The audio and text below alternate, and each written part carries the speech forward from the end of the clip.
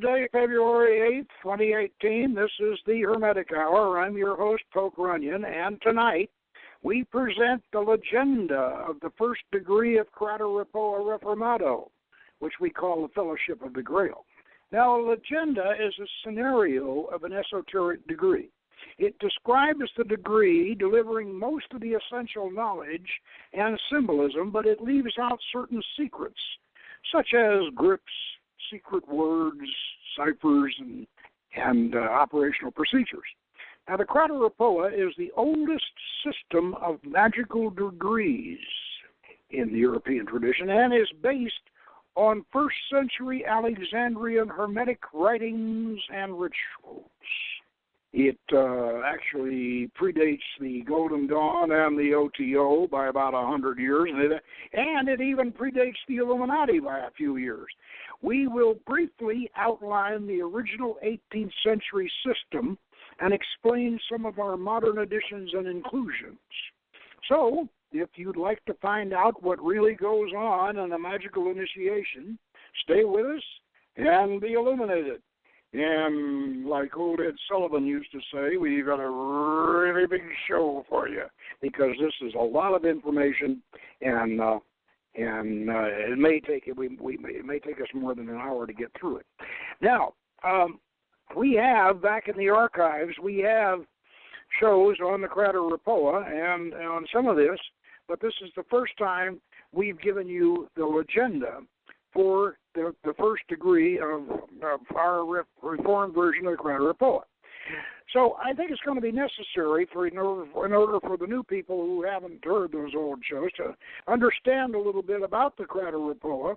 And I'm going to go back to our article on the Crata Repoa. We have our own translation, by the way, that we did, and there's a story behind that, which we published in our journal, The Seventh Ray, Book 3, The Green Ray, which is presently out of print, and I've got to get it back into print, which I will certainly do pretty shortly for those of you who want to get it.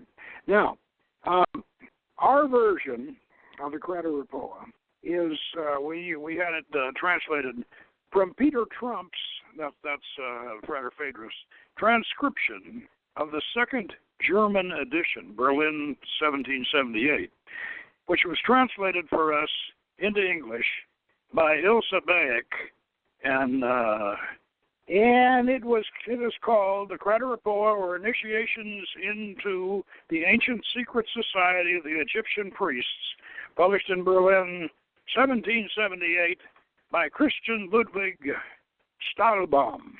And now, the Crata Repoa is a 7-degree system based on, as far as the Germans could, the German Masons and Rosicrucians the 1770s, as far as they could determine, using all of the Greco-Egyptian material that they could get their hands on. That's Iamblichus and Plato and Porphyry and Diodorus and everybody, all of these writers that actually went into the Hermetic tradition, including the Hermetic corpus itself. And so what they did was they tried to, in a Masonic framework, they tried to recreate the ancient Alexandrian mystery school initiations. And of course, they did a lot of Enlightenment period philosophy that crept into this, and yet they were pretty conscientious, and so they created this 7-degree system, which came out in German first, and then they tried to get it around to the right before the Illuminati. They tried to it preceded the Illuminati. In fact, the Illuminati pirated our 4th degree out of Crata Repoa, and I recently asked the guys that are running the Illuminati these days. Well, I said, if you went ahead and grabbed our 4th degree, then we would like to use your owl. And what I think we'll do is because our owl, your owl is mentioned in the fourth degree, Minerva's owl. We'd like to have it. We'd like to have Minerva's owl too, seeing as how you got it from us originally. And of course the Illuminati, they said, oh sure, go ahead, take the owl. So we now have the Illuminati owl, and well, that was first the Crata Repoa owl. But anyway, the Crata Repoa first circulated in 1770, which was right before the Illuminati, and as I said, it had 7 degrees going all the way up through into the Rosicrucian area, and frankly, it has inspired it's inspired a lot of different magical orders and traditions. The Rite of Memphis and Mizraim took it and put it into their 64th degree, and Hamwork has used a lot of it, and it's been used by the Martinists. It's been used and it even had some influence on the Golden Dawn, but not a lot. But now let's first describe how it was condensed by the French. Paul Christian in his History and Practice of Magic, they condensed it into 1 degree. They took all 7 degrees and squeezed them up into 1 degree for the History and Practice of Magic by Paul Christian. And they called it the Initiation into the Pyramids. And this was the first one that I read. This was the first version of the Crata Repoa that I read. And when I first started the OTA back in 1969-70, I was wondering what sort of initiatory structure we ought to have, and I thought the Golden Dawn was, frankly, I read the Golden Dawn, I went, oh, God, this is too Victorian, too boring. And then I remembered that I had read the Initiation into the Pyramids, which was the 1 degree condensation of the Crata Repoa, and I thought, oh boy, this is dramatic, and this is more hermetic and more Alexandrian. I think this is what we ought to use, and so we adopted it.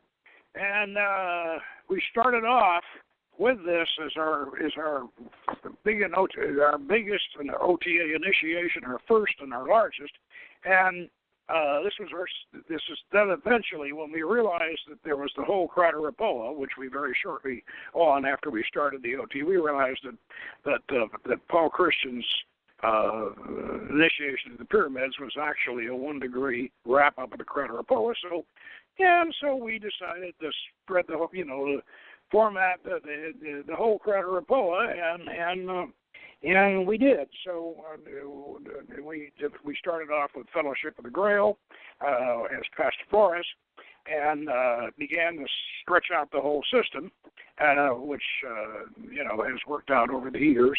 And so what I'd like to do to start off with here is to read from the original 1778 version of the Crata Repoa. Let me read the first Pastafores degree, so you'll get an idea. Then when I really read the legenda for our version of it, you'll get an idea of some of the changes we've made, and I understand that what we've done in stretching out this system over 7 degrees in the modern Crata Repoa, a lot of the material from and the tableaus and the challenges in the various degrees have been spread out over other degrees, and so they some of what is in the first degree has been extended to the second and the third and whatever.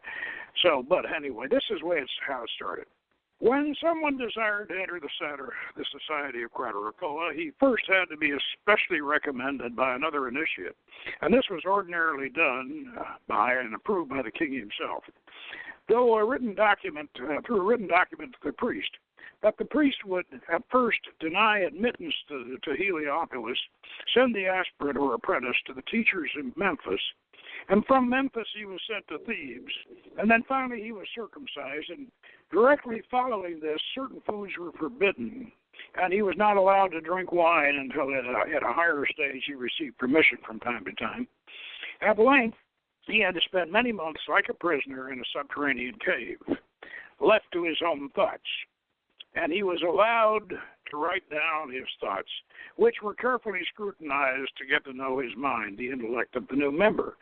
Now that whole partition of this thing has been moved to the third degree, Millennial Forest. That's the retreat. That's the Holy Guardian Angel retreat. Afterwards, he was led into a colonnade with pillars of Hermes, upon which were the maxims, the moral decrees, and he had to learn them by heart. And that's been moved to the second degree, which is Neochorus. Once he had committed these maxims, these moral decrees to memory, the Thesmophorus, the guide, came to him, and he held in his hand a strong whip to keep the mob, the populace, in front of the gate of the profane in check, through which gate he led the newly initiated. And the initiate's eyes were bandaged and his hands were bound. Okay, so the first grade Pastophorus, or apprentice, who guards the doors of the entrance to the gate of man. And as soon as the apprentice was prepared in the grotto, the Thesmophorus took him by the hand and led him to the gate of men. And upon arrival, the Thesmophorus tapped the older Pastophorus to guard the door on the shoulder, and the Pastophorus would then announce the apprentice by knocking at the door of the entrance. And after a few questions directed at the apprentice, the gate of man opened, and the newly initiated was admitted. And here he was questioned by the Hierophantes, and that's the priest and priestess, on different issues, and his answers had to be precise. Thereafter, the apprentice was shown around the Barantha, which is the grotto, and during his time, an artificial wind was created, and rain fell on the initiated, and lightning struck his face, and terrible thunder would upset his hearing. And of course, we have a marvelous thunder machine, which one of our members developed for that. Now, when the apprentice could not be frightened by anything, the menes, or reader of the laws, would read to him the constitutions of the Crata Repoa, which he had to accept. And once he subjected himself completely to these constitutions, the Thesmophorus led him before the Hierophant, before whom he must throw himself down on his bare knees. The tip of the sword was placed against his throat, and the apprentice had to vow loyalty and secrecy. The sun, the moon, and the stars were invoked to witness his pledge. After this oath, the apprentice's eyes were opened, and he was placed between the square columns. And between these two columns lay a ladder of 7 steps, with 8 doors of a different measure. And these figures were not immediately explained to the apprentice, but the Hierophant delivered the following speech. I turn to you, who have the right to hear me. Close the doors first, so that the profane and the cynics, the blasphemers, cannot come in. But you, menes musae, or children of the work of celestial inquiry, hear my speech. I recite great truths. Guard yourselves from prejudices and passions, which will lead you away from the true road to bliss. Direct your thoughts upon the divine being, and let him be before your eyes constantly to guide your heart and mind. And if you want to walk the certain path to bliss, remember that you walk before the eyes of the Almighty who created the world. It is the sole being which created and maintains all things that exist of itself. He sees everything. No mortal can see him, and nothing can be hidden from his view. After this speech, they showed the apprentice that the rungs of the ladder he had to cross in his ascent are symbolic of the transmigration of souls. And furthermore, they advised him of the names of the gods and had a completely different meaning than was known to the people. And they explained to him the causes of wind, lightning, and thunder. And in short, this grade was dedicated to the knowledge of nature. It still is. They also included anatomy and medicine, and they also taught the symbolic language and the common hieroglyphical writing. Directly after his acceptance, the Hierophant gave him the password, by which all that were initiated recognized each other. That word meant be discreet. And they also recognized each other by special handshakes and tokens. And then he received a sort of cap, which is made in the form of a pyramid, and they wrapped his hips with an apron called the xylon. And around his neck he wore a sort of collar reaching down to his chest. And otherwise, he walked unclothed, and it was his duty to guard the gate of men whenever it was his turn. Now, we also have in our publication, we also have a tracing board, which shows the ladder. And as I said, several of these requirements have been moved to other degrees, but that'll give you an idea of what the original degree of Crata Repoa was. And now we're going to move into our version of it, our modern version of it, and this one, you'll see that we've added a lot of esoteric material that wasn't in the original Crata Repoa, but which certainly would be if it was done today. Now, agenda of the first degree, Pastophorus, Fellowship of the Grail.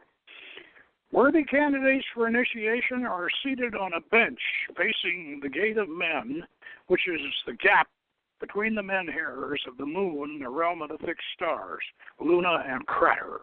Now, this is the henge, which is the 8 menherers out there, in the outdoors. Now, the Thesmophores, their guide and sponsor, reads the cult of the Sangreal to them. Now, here follows that poem, which traces the history and mystery of our Hermetic tradition, in this case interspersed with commentary explaining each section. Now, I will try, as I read this poem, to change my voice. In other words, I'll read the poem in a dramatic, archaic style, and then I'll do the commentary as informally as I can. And we'll go through the whole poem because this poem is very, very important. This poem really covers everything, and everything in the whole in our version of the Hermetic tradition. So listen carefully, and we'll try to see if we can differentiate between the poem and the commentary. It was scribed on tablets at ancient Ugarit in the days of Melchizedek, of a golden goblet of the gods, brimming with life's liquor upon the high place, in the time when Abram made souls, in the far land of the star kings, even in the dreaming temples of Haran. Now for the commentary. Now, most of our knowledge of ancient Canaanite mythology and religion comes from the Ra Shemra archaeological discoveries in the late 1930s. Now, these clay tablets from the ancient city of Ugarit on the Syrian coast give us the epic of Baal and his sister Anath, who would eventually become the goddess Astarte. The myth speaks of Baal having a goblet so great as to awe mortal men, brimming with liquor, probably mead rather than wine, and this account was written down 1,000 years before the Hebrews appropriated the Semitic All-Father El, or Latipan, and gave him a new name, Jehovah. The biblical Melchizedek was actually a Canaanite priest king of Jerusalem.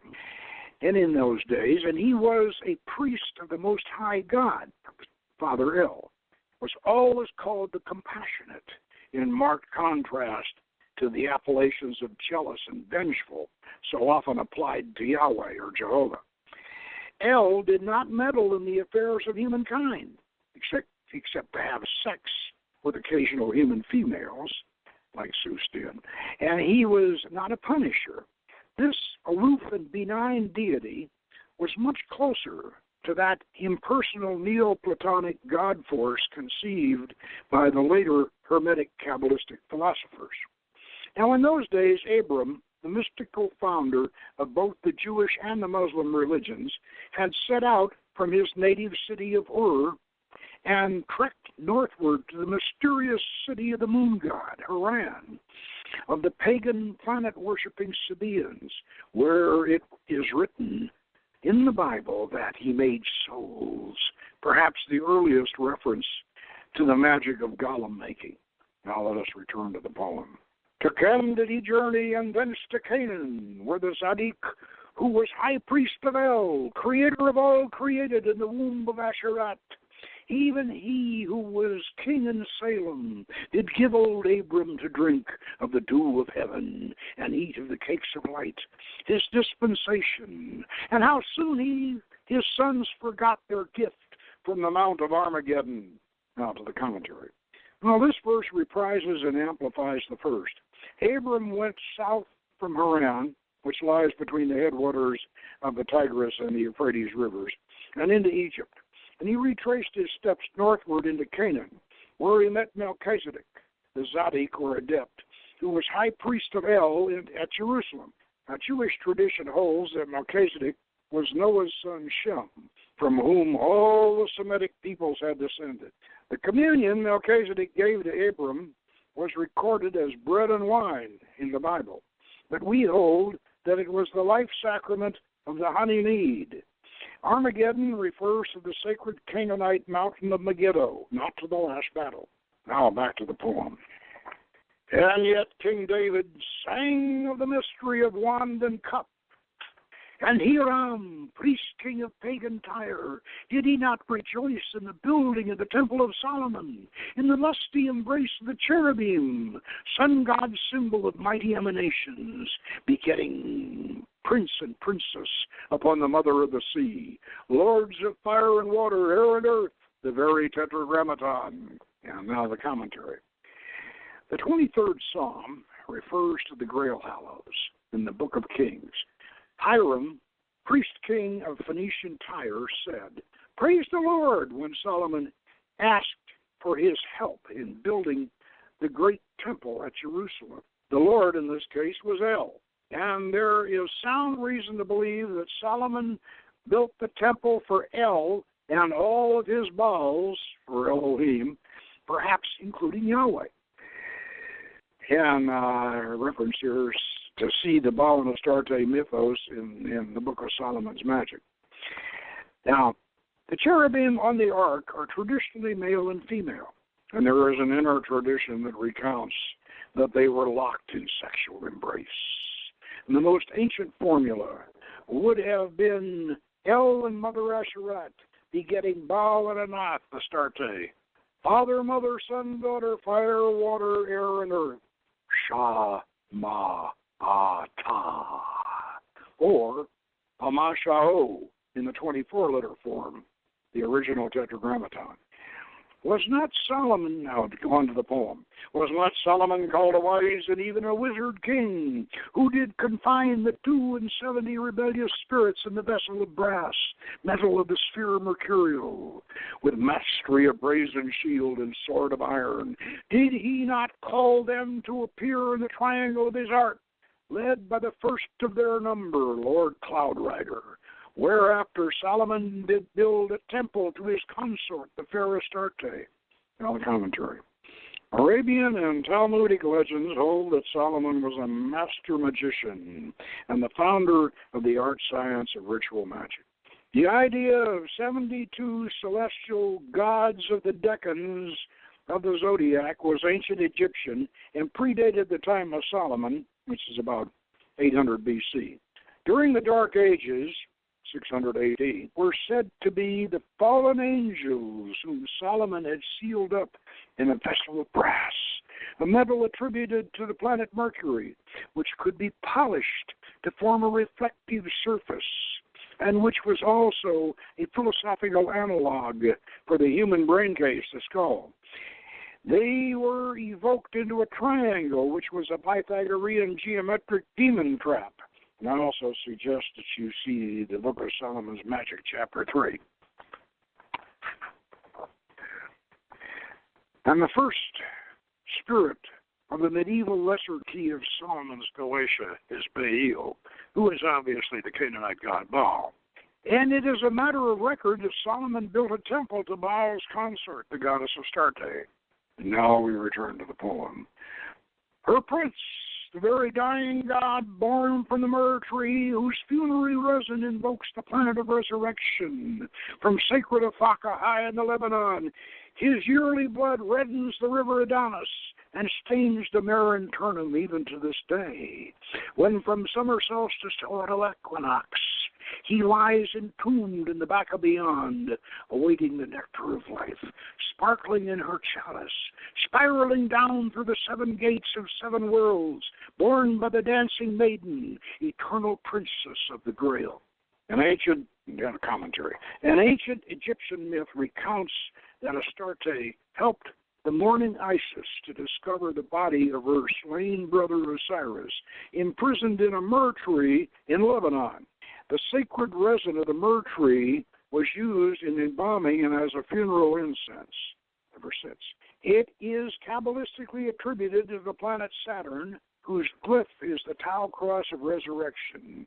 In her classic study on the ancient origins of the Holy Grail myth, from ritual to romance, Jesse Weston held that the idea of a holy cup of which the Ur King's blood originated at the ancient shrine of Baal and Astarte at Afaka in the Lebanon, thousands of years before the death of Christ. At that location, in the mountains of Lebanon, a waterfall emerges from a cave and drops into the wild gorge of the river Adonis, the Nar Ibram. And every spring, the water rises to reach a hematite layer, making the river run red as blood all the way out to the sea. Traditionally, Baal is killed by the Dark Lord Mot at summer solstice. In the season of parching drought, the Ur King lies entombed in Mot's cavern kingdom called the Back of Beyond, to be rescued and reawakened at each autumn equinox, heralding the return of the rains by the goddess Astarte. And like her Babylonian counterpart Ishtar, Astarte passes down through the 7 gates. But in the Canaanite version, which we reconstruct from clues surviving in the tale of Princess Salome's Dance of the 7 Veils, the goddess leaves a colored veil attributed to the power of each Sephirat on the tree of life at each portal. And we should not forget that in medieval legends, the Grail was always borne by a maiden.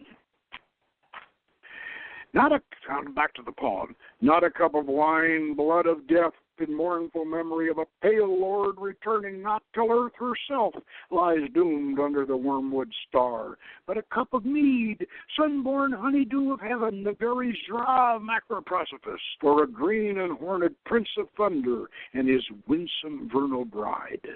In the commentary, she dances her way down to the underworld, bearing the nectar of life, or the Zra Macroprosopis, the honey mead, seminal sacrament, quite literally the seed of the stars, to revive the dead Prince Baal.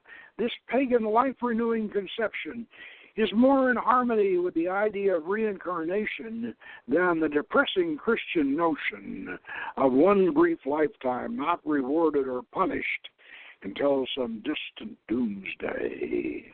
Let me add to that in original Valentinian Christianity, they believed in reincarnation, so I wanted to put that in there as an addition.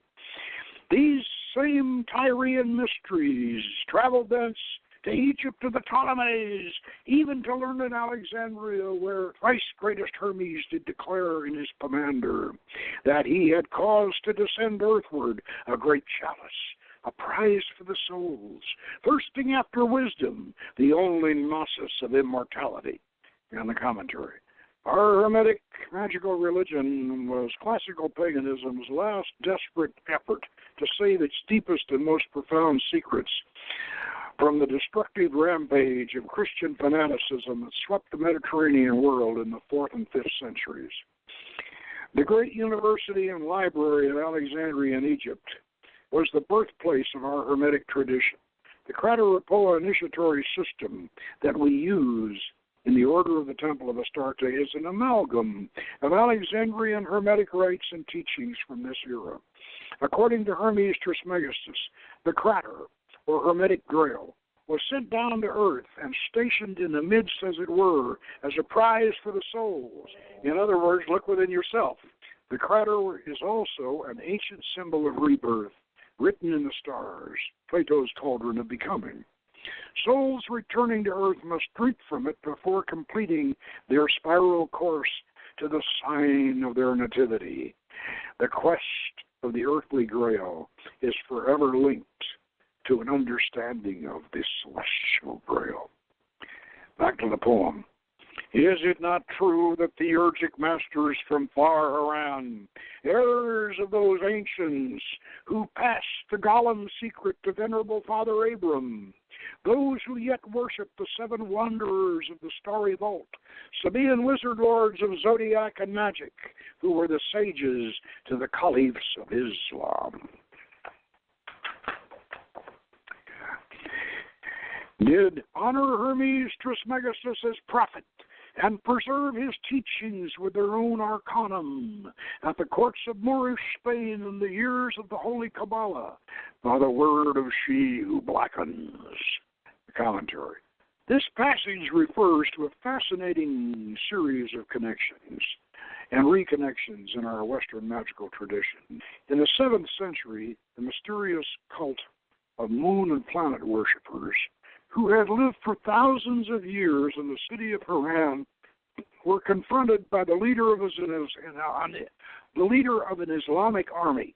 Now, this emir demanded, in accordance with the Quran, that the Haranians become either Muslims, Christians, Jews, or Sabaeans. Now, the Sabaeans had been the original Queen of Sheba's star worshippers from southern Arabia, whom Muhammad had exempted from forced conversion to Islam for political reasons. Naturally, the Haranians picked the Sabaean option, but the Arab emir also demanded that they produce a holy book to prove their claim. Now, the wise Haranian Sabaeans submitted not one but two books for the consideration, the Corpus Hermeticum and the more biblical Book of Enoch. And these works thus became the fundamental scriptures of our tradition. These Haranian Sabaeans were then in a unique position. Unlike Muslim Sufis, pure their arcane arts and coded poetry, the Sabaeans could openly practice and teach astrology, alchemy, and ritual magic. They were very much in demand at the courts of the caliphs and the sultans of Islam, from Baghdad to Moorish Spain and the Spanish universities of the early Middle Ages. The Sabaean star magicians and Jewish Kabbalists came together and exchanged ideas. Before King Solomon's time, the Kabbalah had originated in pagan Assyria, whose gods were cognate with those of Canaan. And there the gods and their planetary palaces had been placed on a tree of life design. And during the era of pagan Samaritan Gnosticism in Palestine and Alexandria, Pythagorean geometric and mathematical elements were added. Jewish rabbinical scholars then monotheistically sanitized the system. But when they encountered the Sabaeans in Spain, the inevitable process of repaganizing what was to become a Hermetic Kabbalah began. The reference to she who blackens refers to a remarkable book of Arabian and Sabaean celestial magic called The Aim of the Sage, or Picatrix, which contains all that survives of Sabaean star lore and ritual. And now back to the poem. Did not these same Sabaean Magi entrust their key unto the knights and ladies of Montserrat, companions of the Sangreal and lost Languedoc, in the bygone days of the troubadours? And was it not written in the Parzival that in the season of Saturn the wounded Amfortas did lie in cruelest agony, the land laid waste and barren about the castle, the ancient curse of moat, demanding of the hero a forbidden question? And now the commentary. Modern scholars have found a fascinating connection between the star lore and magic of the Sabaeans, and that most mysterious of the medieval Holy Grail accounts, Wolfram von Essenbach's Parzival. The enlightened civilization of early medieval Moorish Spain was equaled in the southern French province of Languedoc. This was the prosperous and cultured society that gave birth to European chivalry. Arthurian and Holy Grail literature first flowered there, and the famous courts of love of the troubadours, where our concepts of romantic love originated, flourished in this actual counterpart of mythical Camelot. But in the 13th century, the popularity of mystical Gnostic Christianity in the area brought down the wrath of Mother Church in the form of an unholy crusade that laid waste to the beautiful land and slaughtered its gentle, cultured people. Over 1 million were killed. The Gnostic Christian Cathars were exterminated, along with the less known and more secretive cult of the Sangreal, whom we have reason to believe had rediscovered the origin and significance of the Grail, as written in the stars. The forbidden question the hero asks of the wounded Grail King is, "What ails you, Father?" And the answer is simple: "I'm afraid to die, my son." Now back to the poem. If darkness be the everlasting chalice of light, why then do we fear death as an ending? Rather should we but respect it as a voyage beyond, perhaps to service at the circle round. And if therefore the coal sounds clear in thine heart, inflaming the diamond of thine own rose-rayed star, know then that thou art of the twice-born, and the great work lies before thee. Initiation is but an awakening and a coming home. The commentary. Wolfram von Essenbach described the Grail as a glowing green stone, having its origin in the stars. In other words, the human soul. We all have this divine soul within us. It whispers to us in our quiet, reflective moments. Most humans die without ever finding the Grail within. They have immortality, but they can't share it because they are not aware of that element of their own nature which survives. Back to the poem. The diamond of thine own rose-rayed star refers to this holy Grail stone within each one of us. The great work of the Western magic is literally the quest of this inner Grail. The allegory of perfection and ordeal in the quest myth is symbolic of a transcendence of selfish physical vanity and emotional gratification necessary to behold the inner divinity and eventually merge our consciousness with it. The secret of the Grail is the fourfold nature of the work, fourfold within as without, and in subtle realms beyond. Man, even as God, writes with the wand and emblazons with the sword letters and symbols in a spectrum of fire. Woman, like unto goddess, nurtures the glyphs in her cup, giving them substance from her pentacle, the ineffable vowels. And yet there is that in man which is womanly, and that in woman which is manly. Hence, all tools of the word should be thine in tasks of the art. The commentary. Hermes teaches us that our soul is androgynous. Therefore, the first task of the magician should be to develop and balance both the male and the female aspects of his or her personality. In psychological terms, this is the Jungian process of individuation. In the OTA, we symbolically accomplish this on our astral journey up the 31st path to the sphere of Hod. This fusing of the four elements into an integrated spiritual identity that can come to know the shining being within is the secret purpose of the four Grail Hallows. These are the traditional working tools of the magician. We may also speculate that these implements, in their most primitive form, the spear, the knife, the cup, and the dish, are the very weapons and tools that once made us human. And the last stanza of the poem. Whoso enlivens the microcosm shall transcend as a free and winged soul to follow the raven beyond the western gate where the dragon rides the quarter, marching in procession with the Grail to equinox. And even as the seven-veiled goddess brings death unto death, so shall the epic of the self-boards be soon adawning, when the seekers shall be masters and the lifeblood shall be light. Commentary. This final passage reveals the great mystery and prophecy of the celestial Grail, or the Crata of Hermes. In the summer of 1976 issue of our journal, The Seventh Ray, we published the revelation of the return of the Holy Grail in the age of Aquarius Leo.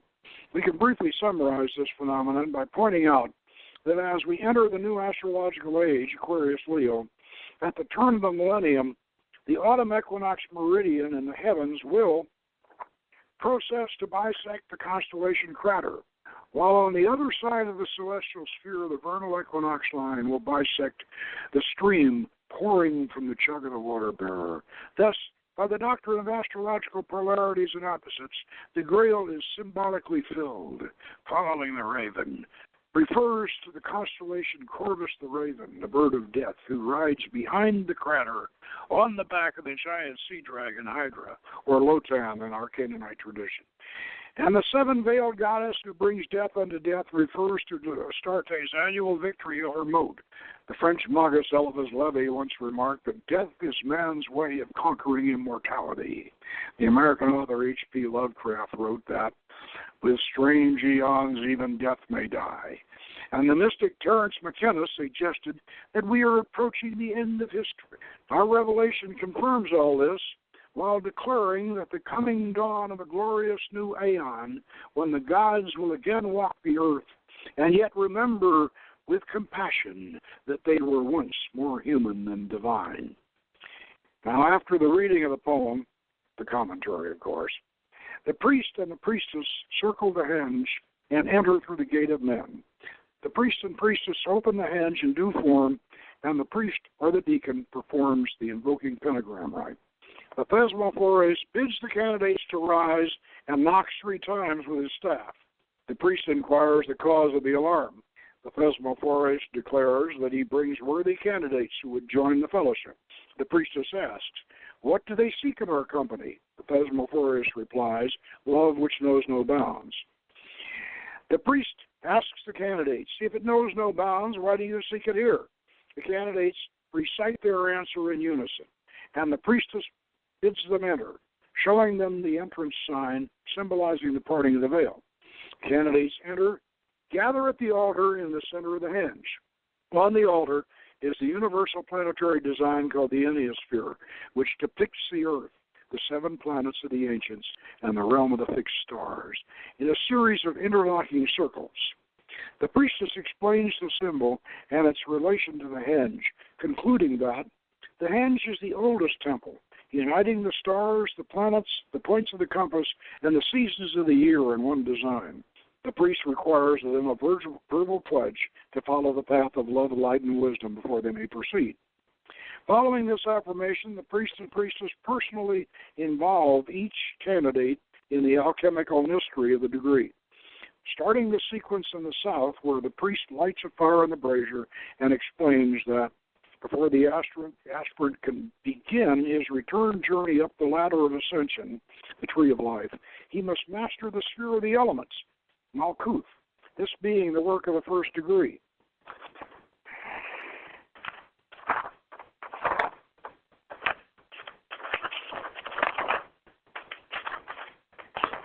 It is accomplished through the alchemy of the sacred year, which progresses with the seasons of nature and prepares the prima materia of your being for the great work to come. Priest and priestess then begin the first alchemical operation. This first operation in the southern quadrant, on the side of the altar, marked with the alchemical symbol for sulfur, is calcination, which is symbolized in our sacred drama from the myths of ancient Canaan, depicting the slaying of Prince Baal, the vegetation spirit of Green Man, by the Dark Lord Moat, the Grim Reaper, who comes with the searing fires of Saul, causing the summer drought. Calcination reduces the prima materia to a fine white ash, which is carried westward on the summer wind.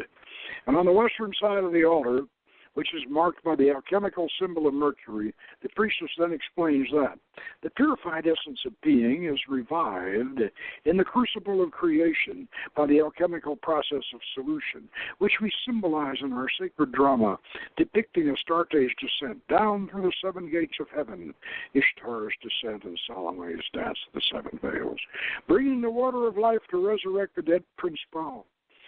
Solution enlivens the essence of being which flows northward like a river into the earth. And in the north, under the altar's sign of salt, is a dish of earth resting on the pinnacle of earth, which is also the dark mirror of nature. in which the reflection of man's immortal soul lured him into bondage. Now the essence of solution is infused into the salts of the earth and must be set free by the alchemical process of separation. This is symbolized by our sacred drama depicting Baal's victory with the help of the moon goddess over Lotan, the dragon of chaos, personification of the forces of nature unrestrained at winter solstice. Separation frees the essence of being to fly eastward toward the dawn. In the center of the altar, placed upon the Enneasphere, is the solstice Grau, a large golden chalice filled with holy water. In our case, this is pure water infused and extended with a few drops from a sacred spring, Crata Repoa. Placing the essence into the Grau, the priest declares, the separated essence of being is finally reunited with purified elements of nature in the alchemical process of conjunction, which we symbolize in our Communion of the Elements ceremony on the occasion of the ancient Canaanite New Year, when the Hyros Gamos, or sacred marriage of the god and goddess, was celebrated. Conjunction is the sublime culmination of the yearly alchemical cycle. The further operations of alchemy from coagulation to projection are to be perfected in the microcosm of the magician himself or herself.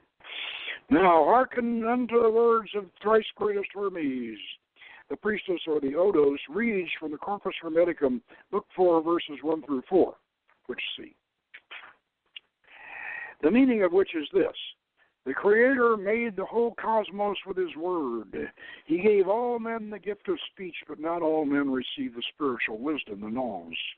The Creator placed a great chalice in the center of the cosmos, filled with noms, as a prize for worthy souls to seek. And through His messenger, He declared that those who would find this cup and baptize themselves in its essence would know why they were created and would be on the path to return to the Godhead.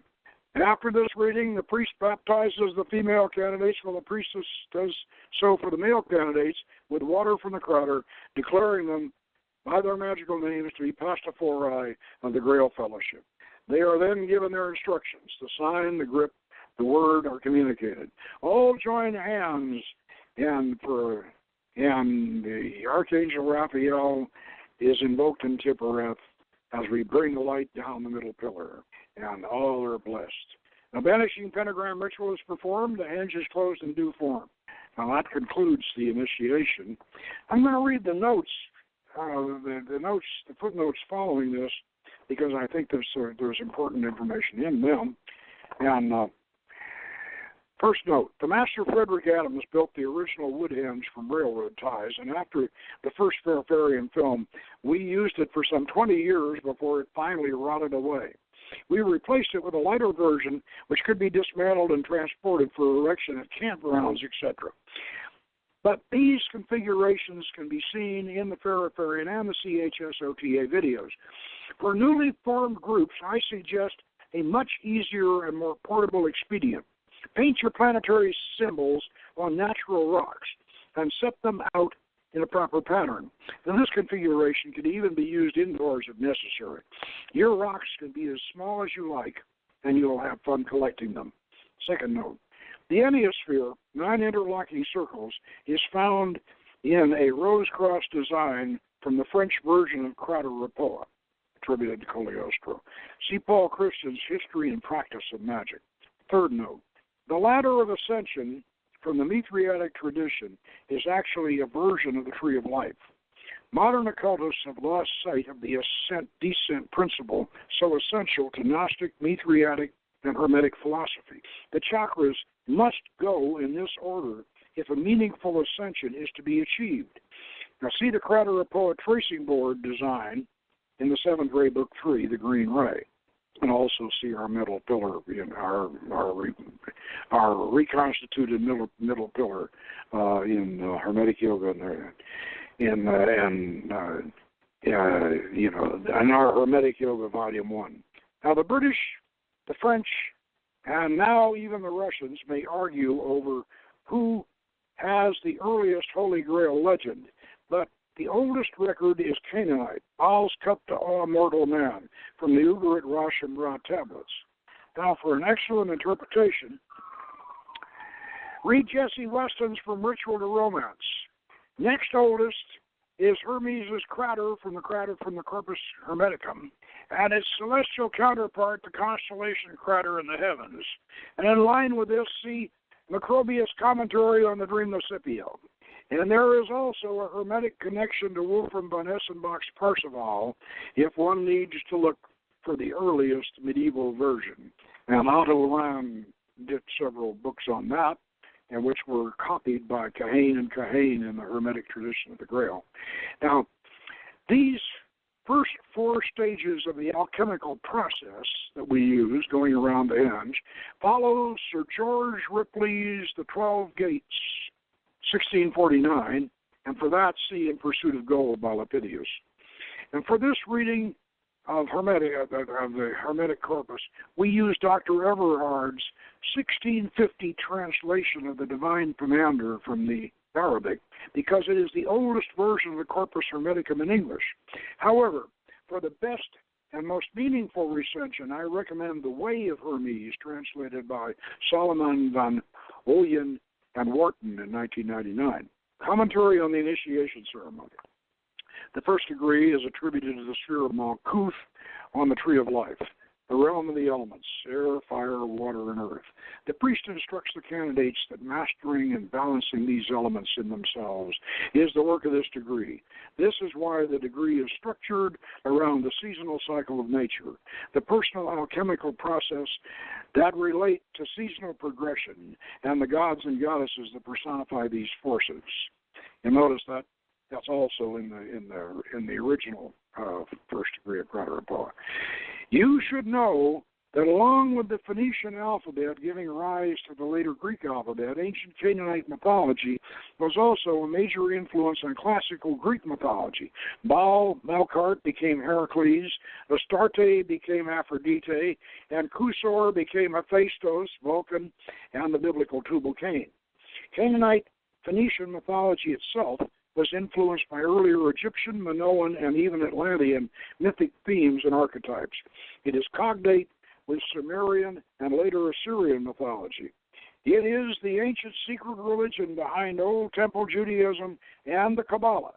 It was the religion of King Hiram of Tyre, Hiram of Abiff, and probably King Solomon himself. Certainly the religion of the Queen of Sheba's original Sabaeans and the later Hermetic Iranian Sabaeans. When applied to the Tree of Life, this ancient Canaanite pantheon fits the characteristics of each Sephirah to perfection. And we should remember that the 10 lost tribes of Israel did not worship Jehovah. They worshiped El and his holy family.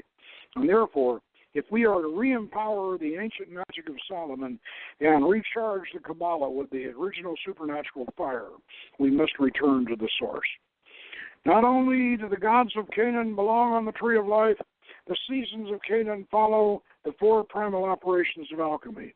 Summer is the time of heat and dryness and withering death, calcination. Fall brings the rain, solution. Winter, the storm, season of storm, separation. Spring, the season of mating, conjunction. And in this sense, alchemy is both micro and macrocosmic. The original secret name of God was not YHVH, Jehovah. This was a later Levite creation, mainly by Ezra, not even present in the first book of the Kabbalah, the Sefer Yetzirah. The original secret name of God, according to Moses, was Ahia, I am, and he was known as El, the Canaanite god of Melchizedek and Abraham. The ancient fourfold name representing the force of creation through the elements was and is Shama Ata, which a study of Kabbalistic diagram, the cube of space, will confirm. And also I might mention that even today, when a Samaritan high priest reads in YHVH in the Torah, he pronounces it Shema, and it's YHVH in the Samaritan Torah, because even that one was reworked by Ezra. In converting medieval Hebrew back into ancient Phoenician. We have recovered the 2 missing letters that give us the 24 letters necessary to fully encode the cosmic sphere as the Gnostic architects of the Kabbalah originally intended. Now you may wonder why we use the traditional angels if we are also employing Canaanite god forms.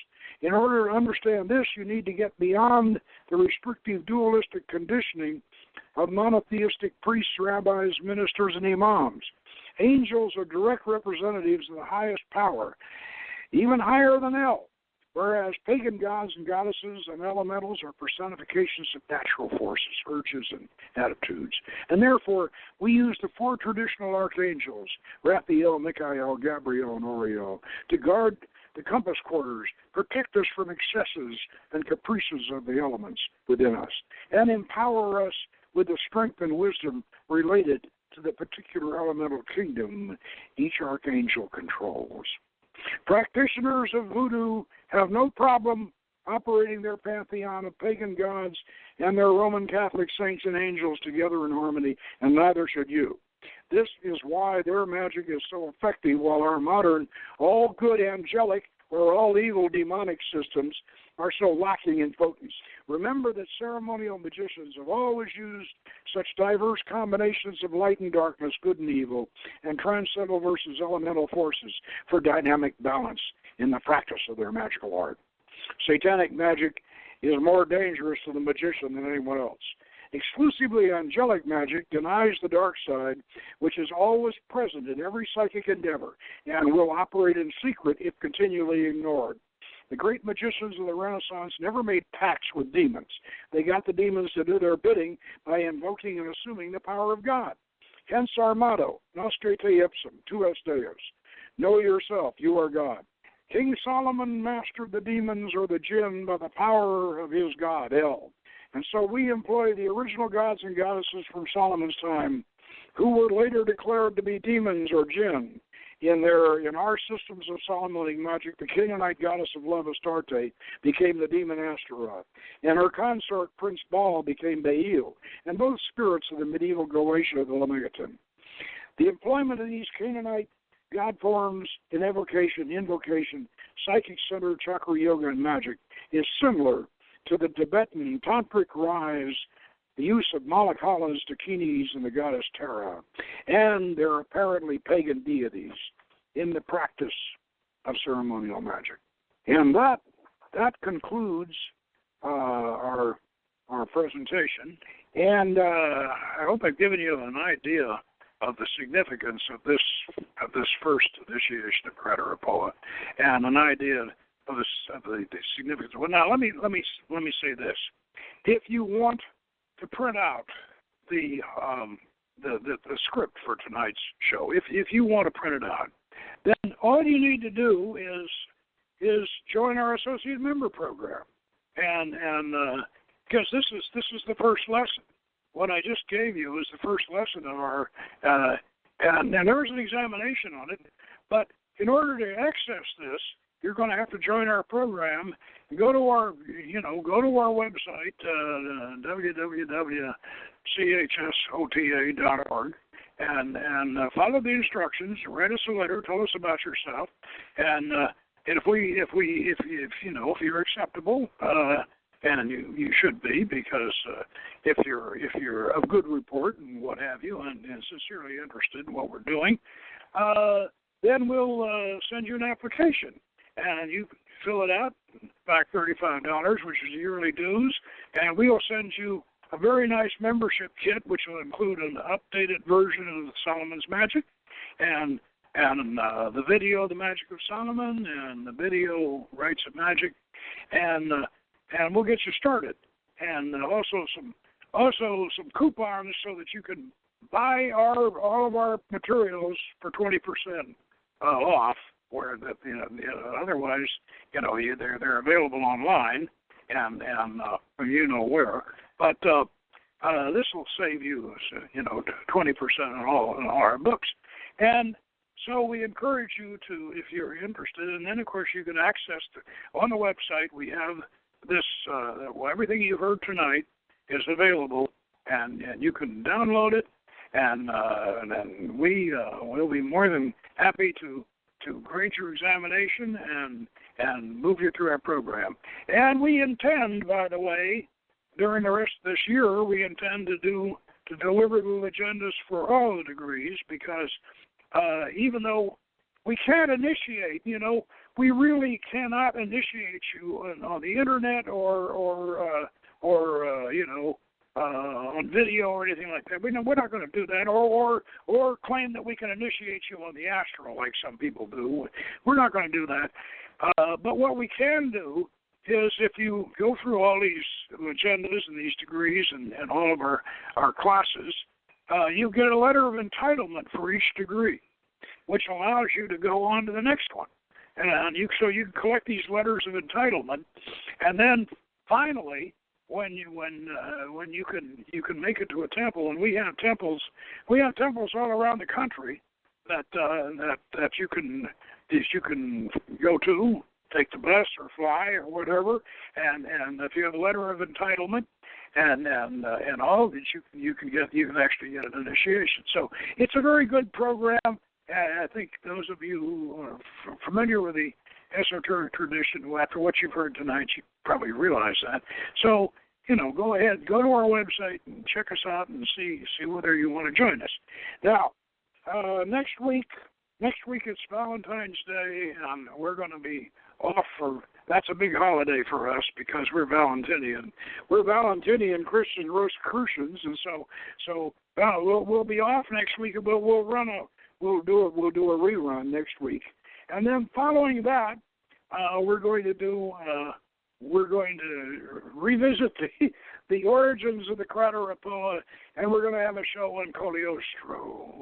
Yeah, Cagliostro. That will Alexander Dumas, Orson Welles, and everybody concerned with Cagliostro, and so. I'm sure and tune in next week. I don't quite know what the rerun will be, but it'll be a good one. And we'll see you next week. And then, of course, after Valentine's Day, we'll be back with Cagliostro. So, meanwhile, good magic.